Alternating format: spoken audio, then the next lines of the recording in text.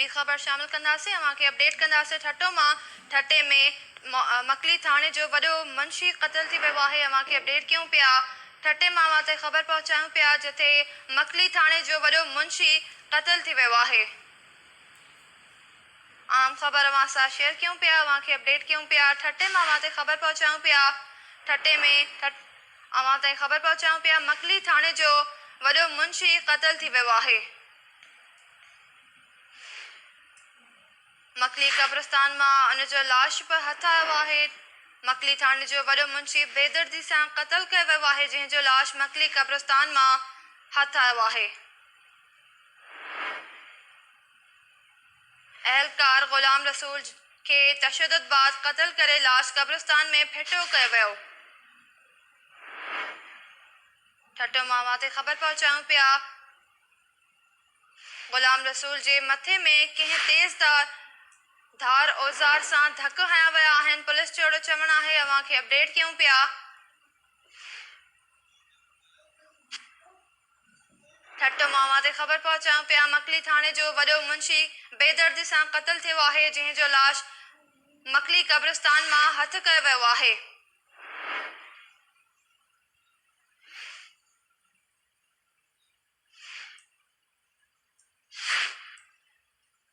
मकली थाणे जो वॾो मुंशी गुलाम रसूल झाकरो बेदर्दी सां क़तल कयो वियो आहे जंहिंजो लाश मकली कब्रिस्तान मां हथ आयो आहे।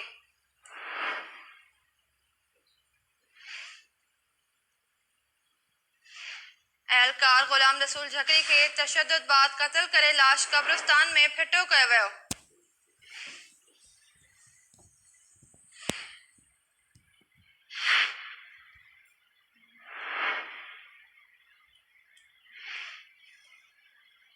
अव्हांखे अपडेट कयूं पिया। ठट्टो मां मकली थाणे जो वॾो मुंशी बेदर्दी सां क़तल कयो वियो आहे। इन ई हवाले सां राब्तो कयो आहे ठट्टो मां KTN न्यूज़ रिपोर्टर महबूब बिरोही सां। जी महबूब, अपडेट कजो। ये मानूरी अफसोसनाक वाक़ियो पेश आयो है। मकली थाने जे बिल्कुल भरसा ही मकली जो तारीख़ी कब्रिस्तान है। कब्रिस्तान जे मिर्ज़ा ईसा तुरखान वाले एरिया में हिस्से में उन जे बाज़ार जे भरसा बिल्कुल पत्थरन ते पे लाश हथायो है जंहिंजी सुञाणप मकली थाने जे SHO मकली थाने जे वॾे मुंशी हेड कांस्टेबल जेको आहे हेड मोरर जेके चयो वेंदो आहे वॾो मुंशी गुलाम रसूल झाकरो तौर ते उनजी सुञाणप कई वई आहे। वाक़े वारे हंध ते अञा ताईं लाश पियल आहे। ॻाल्हि ॿोल थी आहे मुंहिंजी SHO मकली बदरदीन गुरूरो सां जेको वाक़े वारे हंध अञा मौजूदु आहे।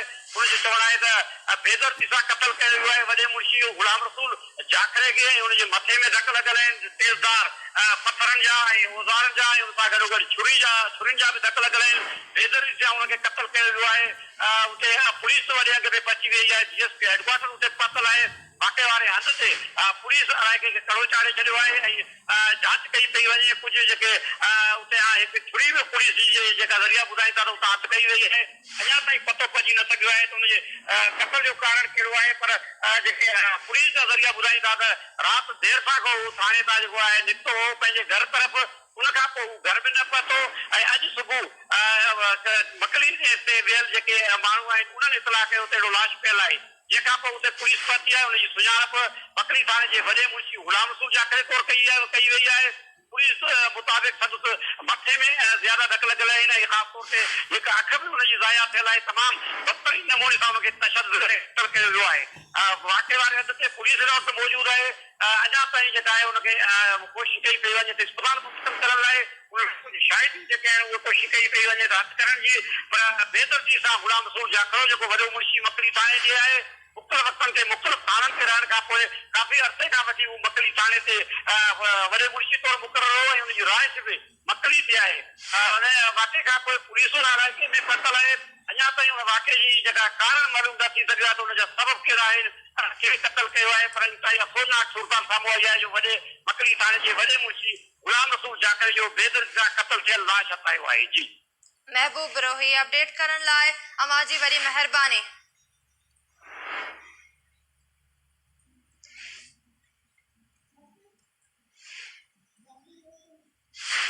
लगी